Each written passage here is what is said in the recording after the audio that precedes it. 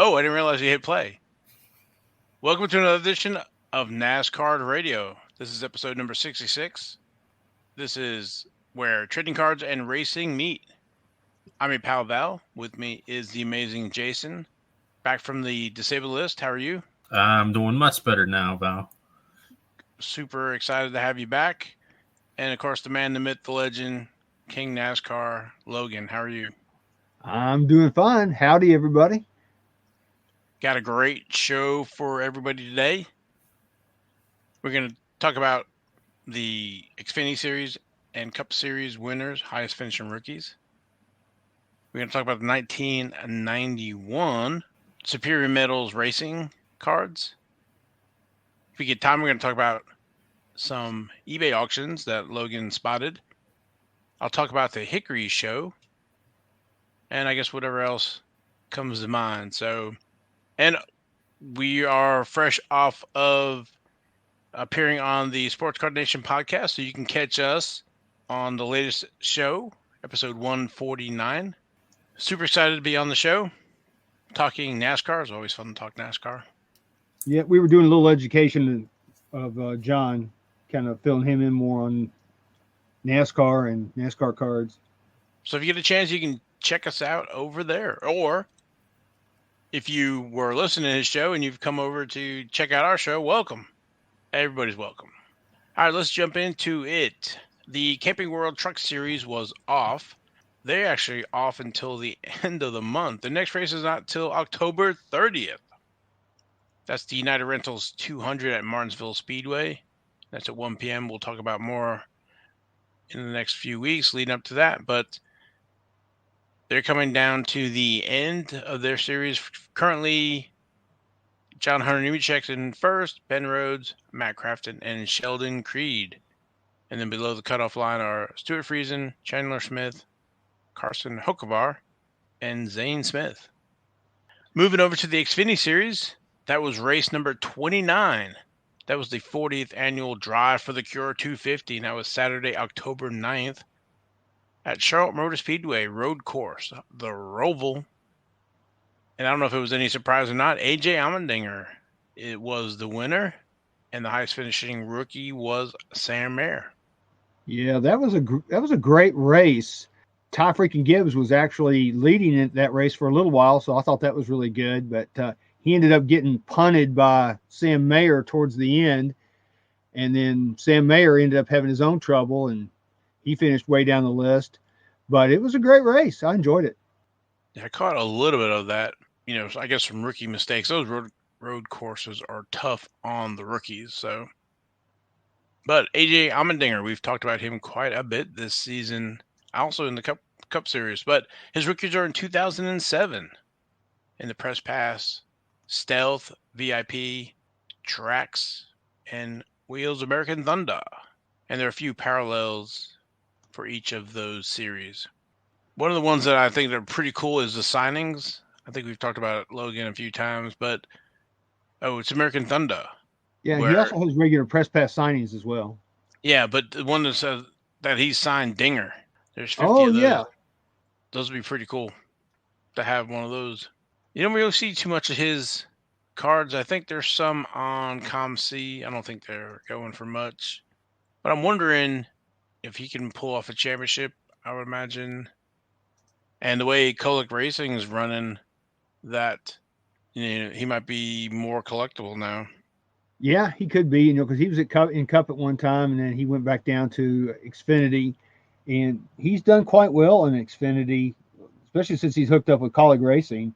And like we've talked about before, they've got a great culture and mindset there. They're basically just going after trophies for the most part. And I think with that mentality, that's kind of what's got them into the championship position that they're in now. Yeah, I was looking up his cards on ComC as an example. His Press Pass Stealth Chrome, 89 cents. Tracks, $1.74. Gold version, $3.65. The Press Pass Stealth Base, $2.35. So, and then the 2007 Press Pass VIP, 75 cents. So, yeah, I mean, he's got an autograph out there too from American Thunder. It's $17.99 or best offer right now. So, I mean, I'm sure you could probably get it for $10-12 on best offer, more than likely. So, I mean, you can't beat those prices, and he's got a lot of cool cards out there. And the way Cullick Racing's running, I only see them getting better. So, but that's one of the reasons why I love NASCAR. I mean, you can collect, not break the bank with any of these guys. So, No. I was just thinking like F1, what that would be in F1 dollars. Oh my gosh, I don't even want to think about that.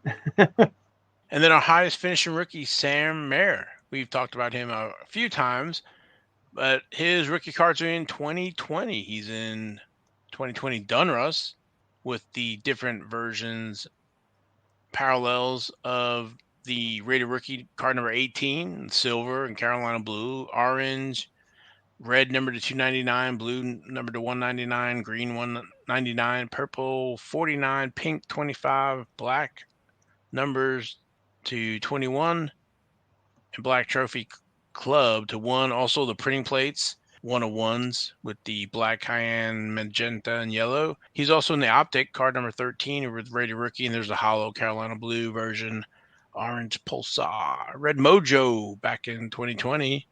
I hated that they didn't do red Mojo this year. And that red Mojo, I think, was the send-off packs, right, last year? Yeah, it was, and that was the ones where I got a few damaged cards, and of course, one of the ones that I got damaged was Haley Deegan, and I sent it back to him, and I hadn't got it back. So, hey, Panini, if you're listening, I'd like to get my Haley Deegan Red Mojo card from last year back. There's an optic gold numbered to 10 and the gold vinyl to 1. Optic signatures, they're either numbered to 99 or there's just the 1 gold vinyl. So those optic signatures are tough at only 99. Then in Chronicles, he's in Score, with Score autograph, Spectra. He's in Panini National Treasures 2020. And then he's also in 2020 Panini Prism signing sessions. And those are kind of tough. You have the unnumbered version, but then everything is numbered 99 or less in the 2020 Panini Prism signing session. So autographs seem to be a little hard for Sam Mayer in 2020. Yeah, and if you look on eBay, I mean, his rookie cards right now, his rated rookie cards from Donruss are, $3, $4, $5. So, I think that's a good deal right now because he's going to have a full-time ride next year with JR Motorsports, and he's already proven that he's going to do well. I mean, he's won a race and he runs up front, so I think his stock is only going to improve, and if he does well next year, and I doubt very seriously that he'll go to Cup after next year, so he'll probably be down in Xfinity for a couple years, but I see him coming to Cup, in the near future. Yeah, I'm looking at ComC, and it looks like there's some prospecting going on with him. His autographs are 45, 80, numbered to 99. And then one of the Prisms unnumbered to $55. So, yeah, and they're quite pricey. At least the asking prices are on eBay right now because there's actually a gold vinyl 101 autograph that somebody's got $1,495 best offer for that, which I don't think it's nearly worth that much, but it's still a cool card. This might be somebody to kind of look for at the card shows, and may be able to get a better deal than out on ComC or eBay. So, yeah, I'd agree with that. And I really like Sam Mayer. If you're a listener of the show, you know why. He's a great kid, and I'm a fan. I'll have to put him down on my list to look for at the shows. So, and our next race number 30, Texas Motor Speedway. That's the Andes Frozen Custard 335. That's Saturday, October 16th at 3 p.m. Stages are 45, 45, 110 laps for 300 miles. And our playoff standing so far after the Charlotte ROVAL: AJ Allmendinger, Austin Cindric, Justin Allgaier, Noah Graskin. And below the cutoff line, Daniel Hemrick, Justin Haley, Harrison Burton, and Brandon Jones. I don't know if there's any surprises in there right now, but there's really not. I think that's kind of what we expected to see. We haven't had any upsets or anything really crazy go on, so I'd say that's to be expected. Then moving over to the Cup Series with all the drama. That was race number 32. That was the 62nd annual Bank of America Roval 400. And that was Sunday, October 10th at Charlotte Motor Speedway road course. Kyle Larson gets the win. Our highest finishing rookie is Chase Briscoe at position 22.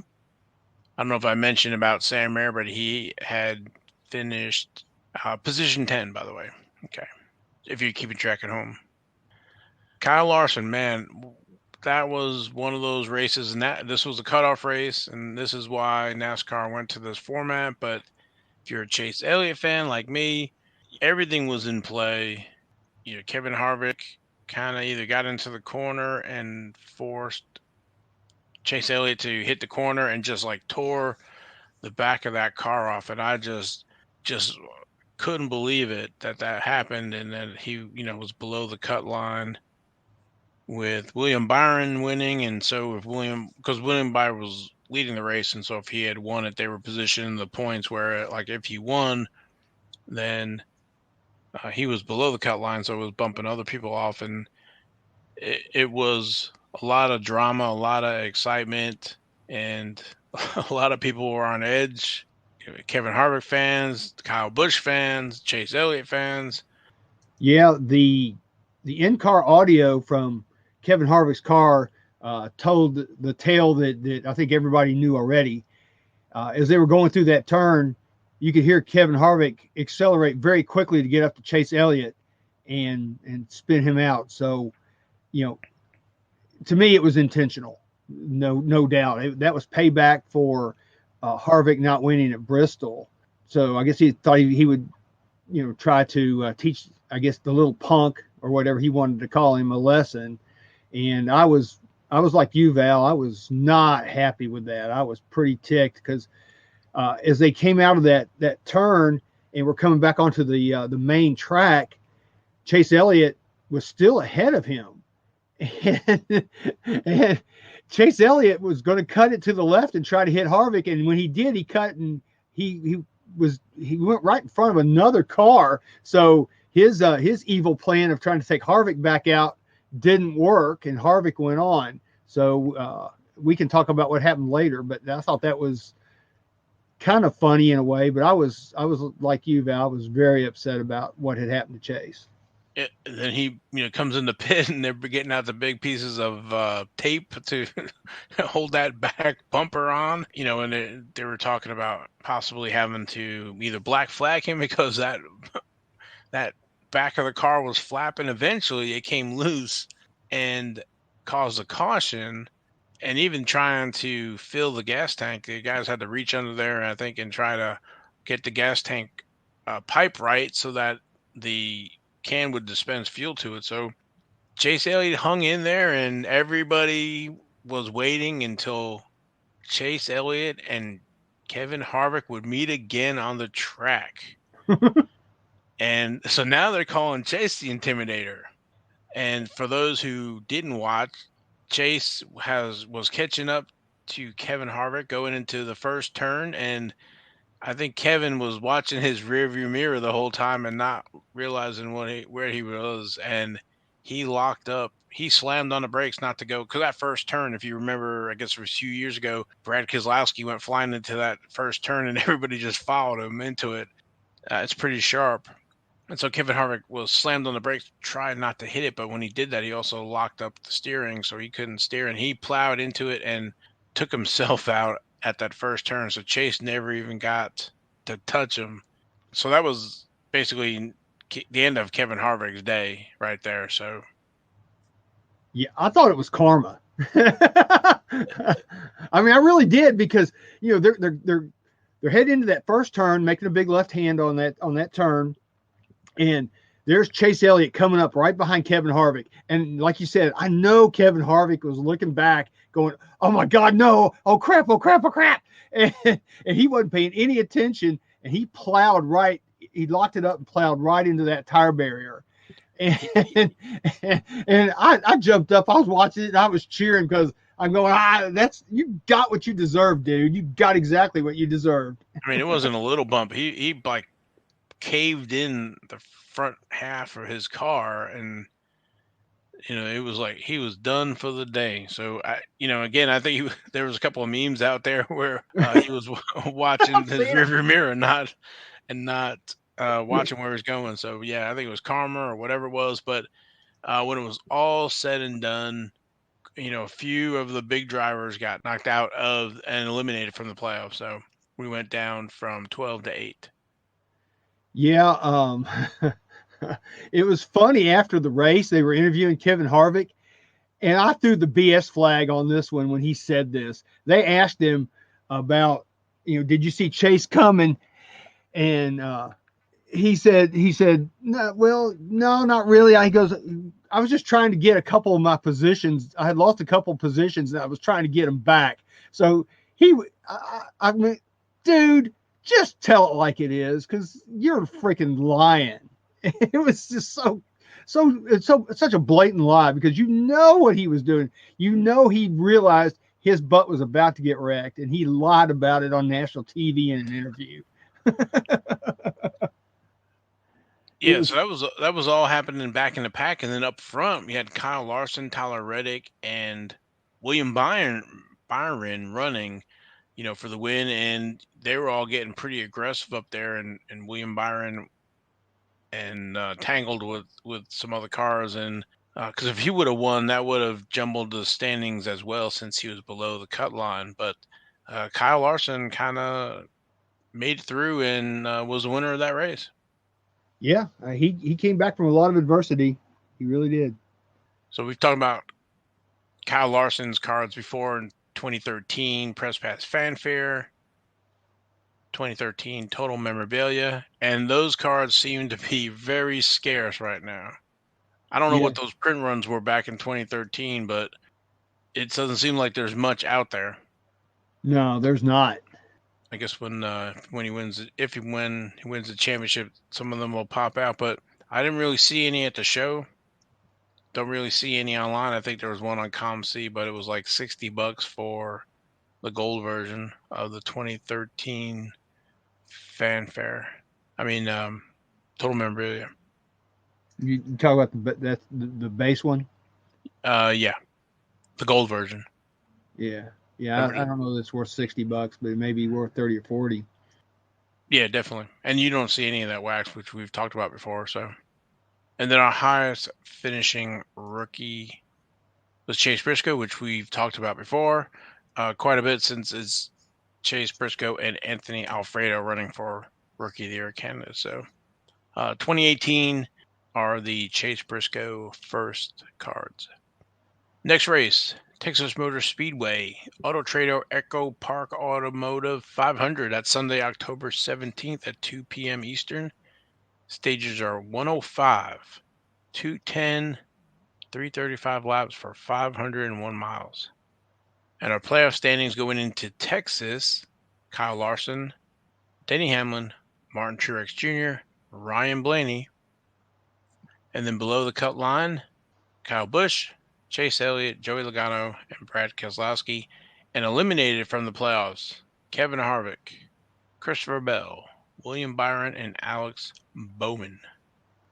Yeah, and I went back and looked. I thought my grid was right, from what we had done before the playoffs started, and I have the exact 8 in here right now. So I thought that was pretty cool. That is cool. Yeah, these next 3 races, basically we have 4 weeks left, 3 races, and then our final 4 will race for the championship at Phoenix. So Kyle Busch, Chase Elliott, Joey Logano, and Brad Keselowski, they have to step it up and try to knock, I'm assuming it's going to be Martin Truex or Ryan Blaney out with Kyle Larson with 4,065 points. He basically has 35 points more than Denny Hamlin, which is the beneficiary of winning all those stages during the season, and races. Mm-hmm. And that's why you do it, as Martin Truex will tell you. Yeah.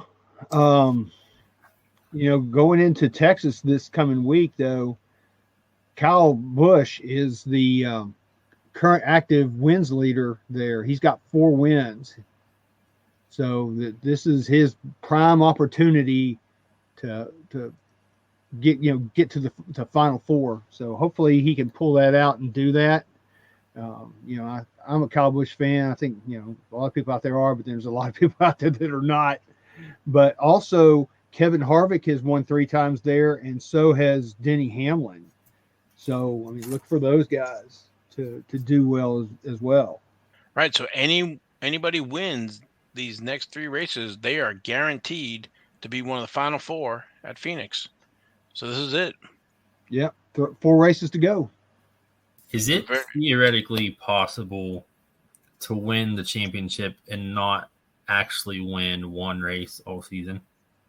I don't think you can do that now with the point system the way it is, because Kyle Larson has that pretty big cushion by winning the stages and also wins. So you have to win a lot of. Yeah, he's got a huge gap. So you would have to. So you'd have to go into the finals by points, and the way to do that would be winning stages. So you'd win all the stages, but not win the race. So I guess it's possible, but I don't think technically. I think you're gonna have to win a race in the playoffs. Yeah, with the old point system, you could have done it very easily. You could finish second all the time and win the championship. Right. Just be consistent. And I think that's one of the reasons why NASCAR went to, was it Kurt Busch or Matt Kenseth that year? It's all Matt Kenseth's fault. It's all his fault. And so the following year, they kind of came up with this playoff. You win and you go to advance to the next round. Mm-hmm.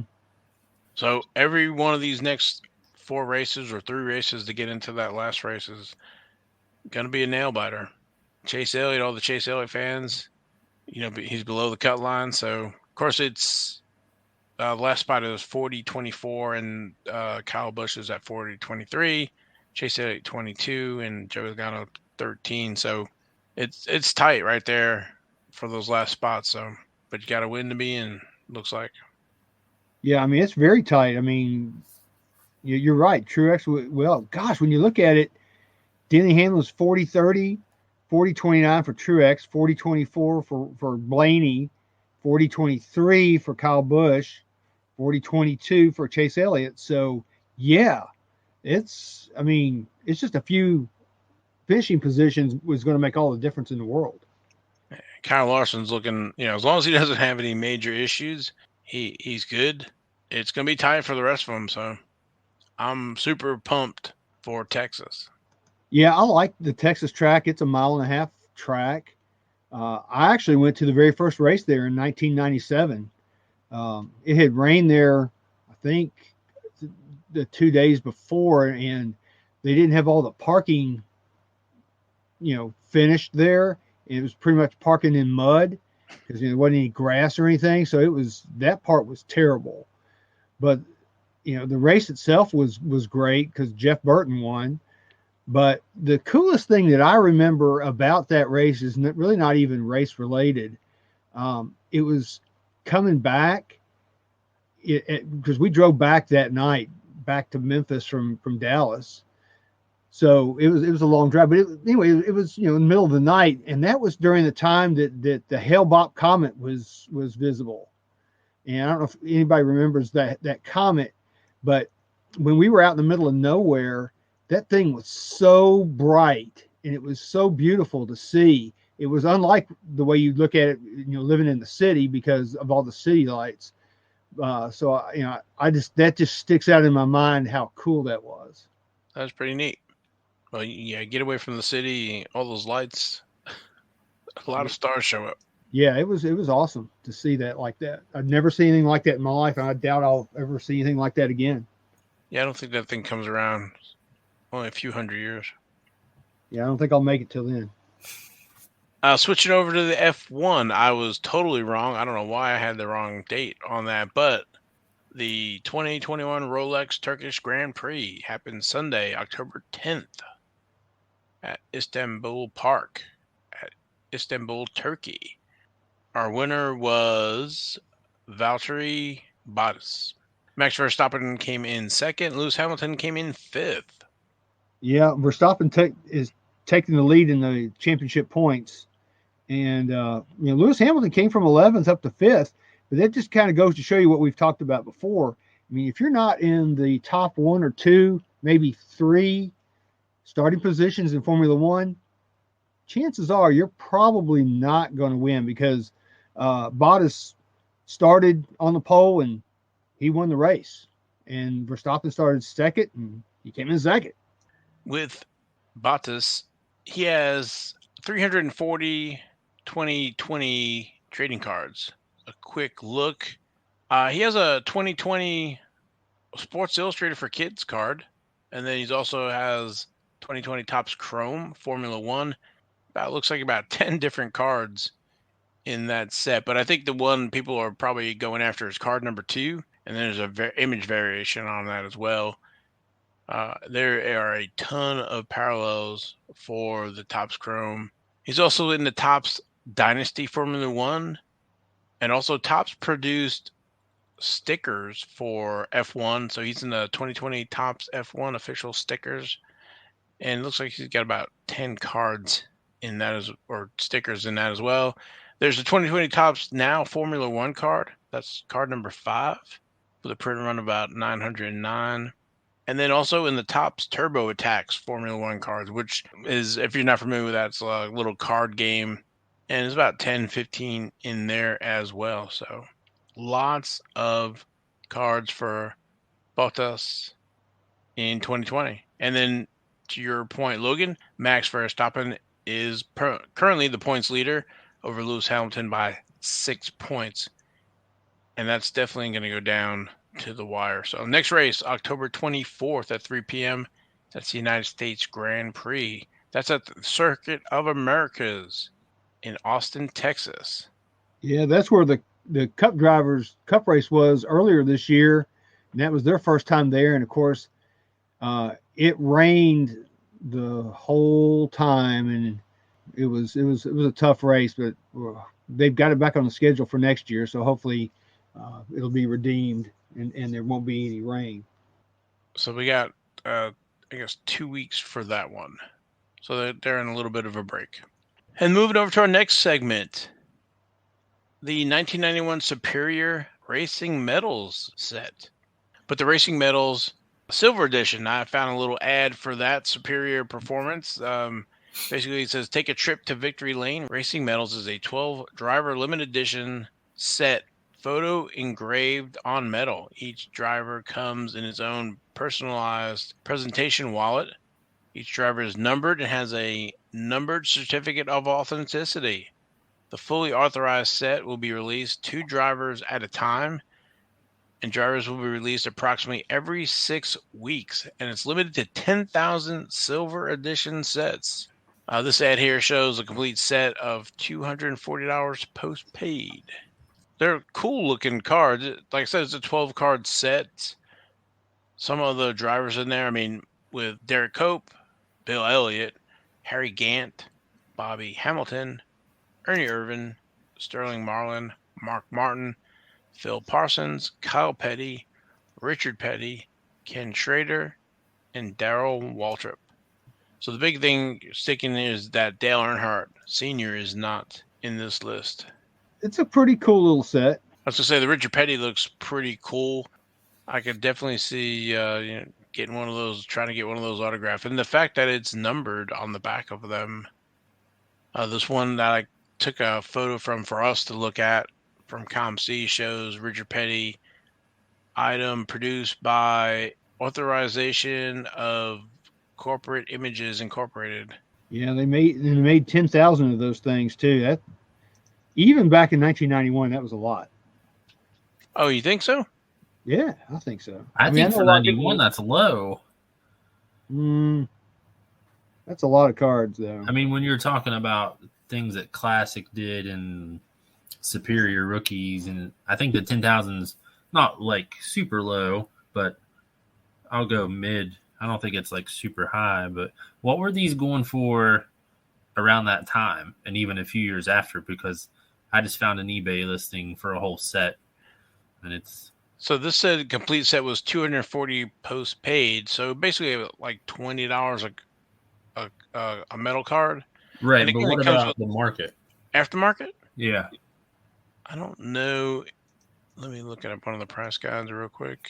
Well, I can tell you from my standpoint is I really didn't collect many of those. In fact, I only have one. It was Bill Elliott that I got back then just because I was a big Bill Elliott fan.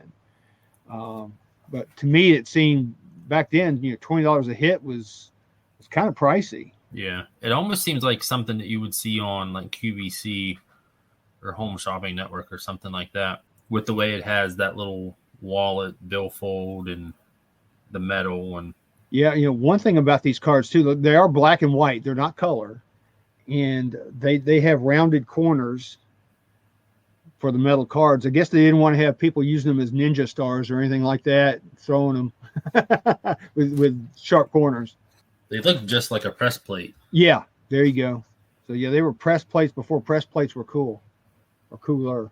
So I'm looking at the November 1991 issue of Collector's World, and basically they said that cards sell for $20 each, basically. Shown here is the first metal cards ever released on a NASCAR driver. They are now being produced by Superior Performance Incorporated. The first two cards released were Sterling Marlin and Bill Elliott.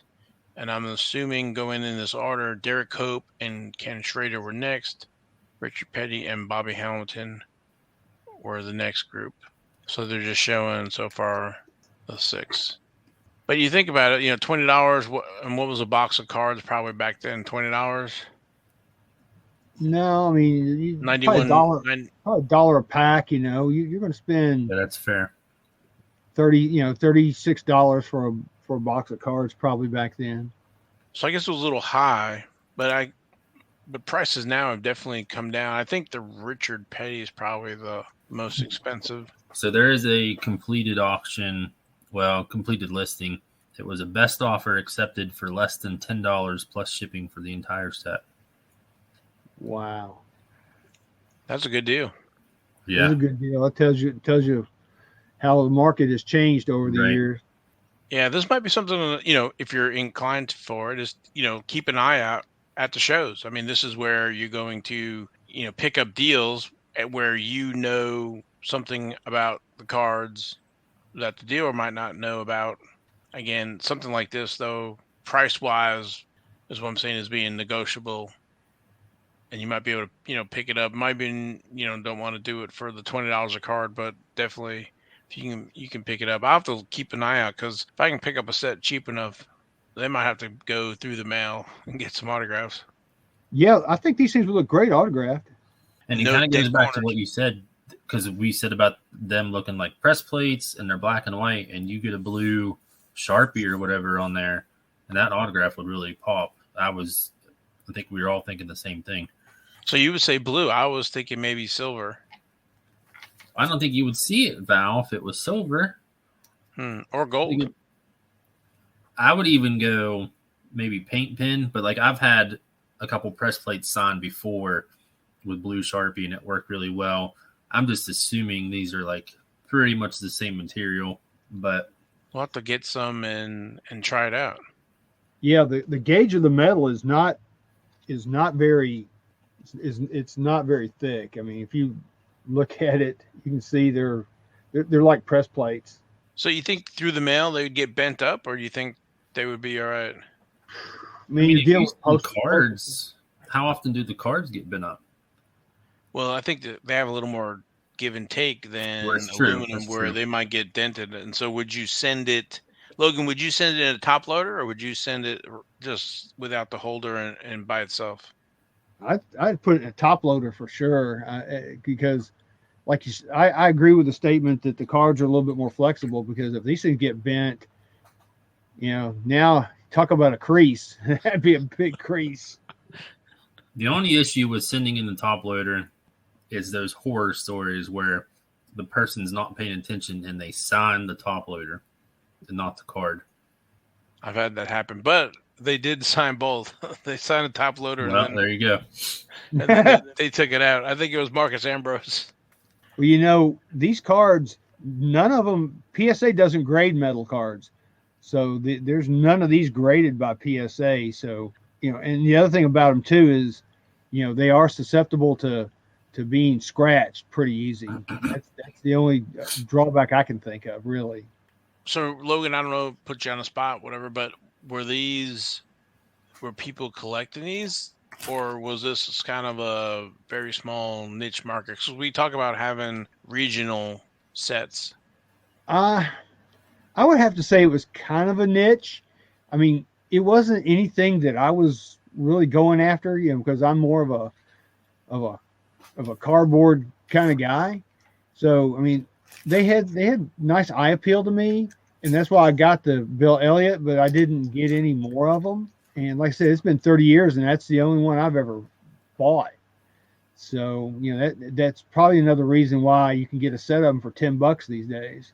So I know there were other metal cards. Was it an oil company or was gas? Yeah, I think it was Gant Oil, Gant. I think it's 2 T's maybe, or I may be thinking wrong, but it was Gant Oil, if I remember correctly. Well, and those are actually. I remembered it.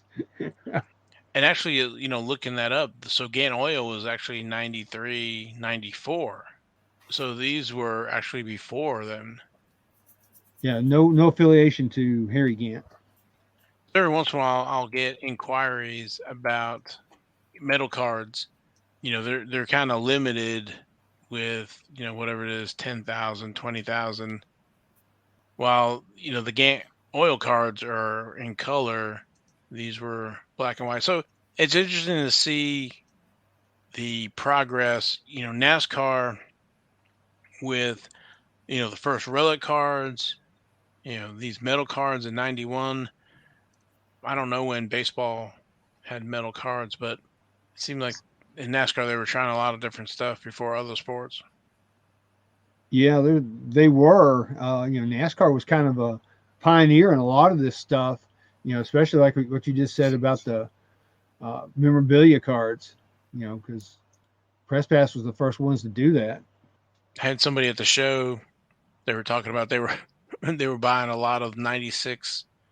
I think it was VIP, trying to get some of those memorabilia cards. He said he had his whole trunk full of them, his hiding them from his wife, but he had opened boxes after boxes after boxes and never got one of those cards. So yeah, I only ever pulled one of them. It was Mark Martin. It's a good one to pull. It was a good one to pull, and I was excited about it too, because it wasn't like these days and times where you're guaranteed X number of hits per box. I mean, you were guaranteed X number of hits maybe per case or cases. You just didn't get those things. Just didn't pop up out of the packs like they do now. Right. Well, we'll switch over to any more questions or anything else you guys want to talk about the Superior Metals.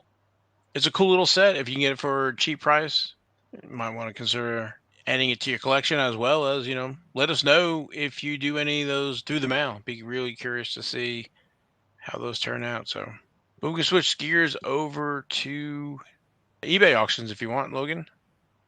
Sure. Yeah, I was kind of looking through eBay auctions today of completed auctions, and I saw a lot of 1972 STP cards. I won't say a lot because there's really not a lot out there, but there were 4 of them that closed on October 1st through the 2nd. The biggest one was a Richard Petty, and it had a buy it now of $1,249.99. And somebody went click and bought it now it was raw, ungraded. It looked pretty good to me. I didn't really, zoom in on the corners or anything, but from a distance, that card looked pretty good. So I don't know how it would grade. I'm sure it'd probably be, it might be a 7 or an 8, who knows? But that's pretty strong for an ungraded 72 STP Richard Petty, basically $1,250. Then there were some other ones that also sold. They were Richard Brooks, and all these were buy it now. Again, they were all ungraded, and it sold for $289.99. And also a Charging Charlie Glotzback also sold for $289.99. Then the fourth one that sold the next day on the 2nd was a Bobby Allison, which for those of you who have listened to us and have collected these cards, you know that the Bobby Allison is a super short print along with Fred Lorenzen with his car. And that card also had a buy it now for $700. If I had seen that, I probably would have bought it because that's one of the two that I need. I need the Fred Lorenzen with the car and Bobby Allison. But I thought that was really good. I actually think whoever got that for $700 got a good deal in these days and times, especially given the rarity of that card. So I thought that was neat. And then I also saw a card that closed yesterday. It was a 2020 Panini Chronicles Select Chase Elliott 1/1 gold vinyl card, and it was raw, and it went for $499.99. We had all these things in it in 99, but that's pretty impressive on its own right there. $500 for a Chase Elliott 1/1 autograph from last year. I like that. That's amazing. And then actually something closed today, which we're actually we're taping this on Wednesday night, and it was a 1996 scoreboard Dale Earnhardt autographed, PSA encapsulated, and autograph graded. Both the card and the autograph were a 9, and that thing went for $750 on Buy It Now. So again, that was pretty cool. So I'm looking at the STP cards that you're talking about, and I'm kind of poking around at the seller, the buyer, and all that. The same person, same buyer bought the Petty, the Brooks, and the Allison. Wow. Which is kind of odd to me, which somebody bought 3 of the 4, so I'm assuming they must have already had the other one. But for them to be sold around the same time, the feedback has already been left, which is how I was able to tell. Yeah, I guess people working on that set, and they know either to grab them, right? And to like Logan's point, at any price, because you might not see them again. The Allison shows up maybe a few times a year at best. Yeah, maybe twice a year. You just don't hardly see it. And the Fred Lorenzen next to the car shows up every 5 years. Yeah, yeah. I was going to say the Brooks and the Glossbach, those don't show up that often, but they do show up. Yeah, they're much more common than the Allison for sure. I think it's the Buddy Baker's the more common one. Well, going back to July 19th, if you just type in on eBay 1972 STP, there are only 10, maybe 11, now I forget what I counted, but 10 completed list, like 10 sold listings. So going back 3 months now to only have 10 listings, that's unheard of for trading cards now. They are tough, and the people who have them do not want to sell them. Well, I like that word unheard of, because it's kind of unheard of to see that many of those too these days, because it wasn't until the pandemic that we started seeing some of these things come out of the woodwork, because Val and I we look for these things constantly, and we would go months without seeing any at all. And then 1 or 2 might pop up here and there. You would be lucky to see 3 or 4 in a year. I mean, they just didn't show up. And then all of a sudden, prices go through the roof. People that have them and been sitting on them going, oh, gosh, it's time to sell. So they're chunking them on eBay. Yep. So we're seeing a lot more now. And it's not even like, oh, we've seen 10 Petties and 7. Like, we're talking 10 total from the whole set. So, yeah, those things definitely scarce. One thing I saw at the Hickory Show is that there's still some bargains out there. was talking to a gentleman who had come up. He had found some Uno cards. He was able to pick up the Richard Petty, Bobby Allison, and Darrell Waltrip, the 3 for $40, which they were ungraded, but I thought that was a steal. They should have called the police. Just got robbed. Yeah, that was a steal. So that's just one of the observations I saw. There was a box of 80 or box or 2 of 89 Max for about $475. I think one of them sold. I had a gentleman come up and was talking where he was collecting 88 Max and 89 Max. Because I was talking about, if he was going to open them to grade or if he was going to open them or just, leave them sealed, that, which we've talked about before, the toolbox is where you want if you're getting stuff graded. But I think he was just wanting to have them. So 88 Max boxes were about $350. And then the 2018 Prism, about $250, $275 a box for the hobby. Those are the Haley Deegan rookies. That's actually not too bad, I don't think, given the current environment. Yeah, because I think on the big 3, they were like $300 a box for 2018 Prism hobby. And then I don't think there's any on eBay, so that has really dried up lately. So yeah, it makes you wonder if there's, if there is somebody out there sitting on a bunch of them, and how many do they have? I mean, I'm not in the position to spend that kind of money and to sit on those kind of things. I'd have to sell some of them. So either there's a lot of people sitting on them, or there's, like you said, Val, they're just dried up.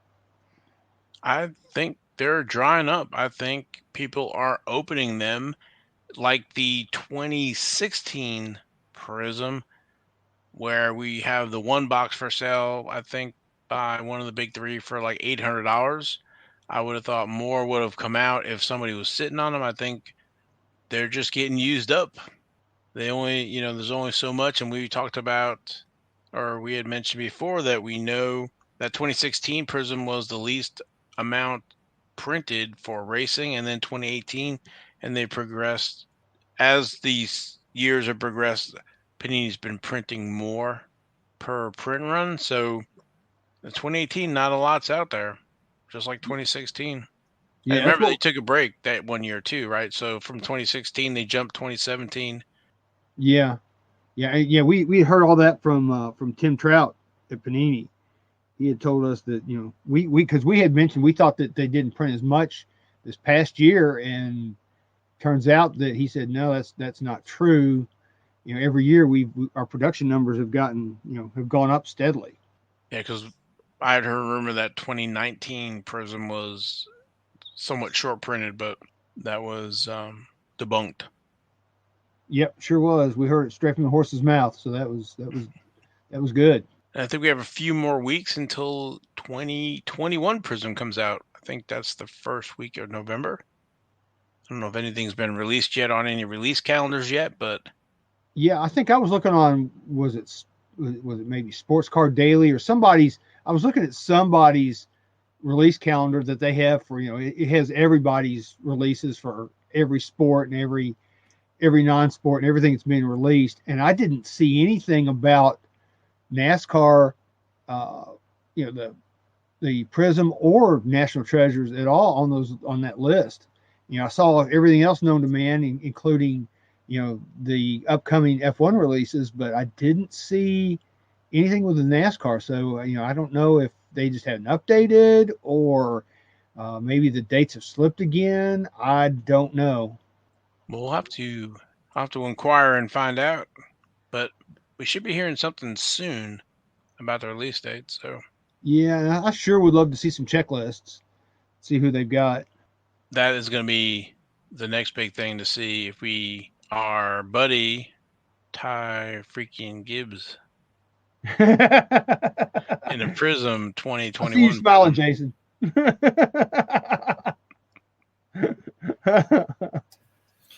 Well, at least we know that it's not getting canceled, because we see pictures of cards all the time, and that's what I was actually thinking. And then Ty freaking Gibbs came up, so kind of caught me off guard. Because every time we record, I look for it, and I cannot find it as far as any sort of release. And that's what I was doing right now, release date. Yeah, so I guess it's not just the site I was looking at then. Sounds like everybody has no information. Well, maybe Val needs to get a hold of some of his contacts at Panini and find out for us.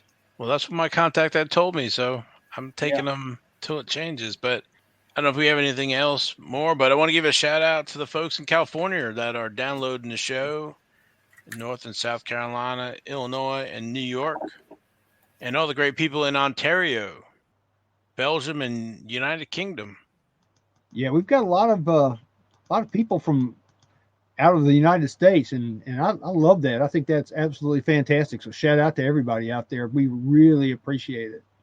Again, if you guys have questions, you can always find me at NasCardRadio on Twitter and also at NasCardRadio on Instagram. Yeah, I do have one more thing. This past Monday, I got a call from Kevin Glue, who writes the articles for the SMR for PSA. And he called me and was asking me questions about Formula One and Lewis Hamilton. So I found out that they're going to have a racing issue in the December SMR. I think it's probably going to be more focused on Formula One, but I'm hoping there's going to be some NASCAR in there. But he was just asking me about, my thoughts on Lewis Hamilton and the rise in the, prices of his cards and all of that.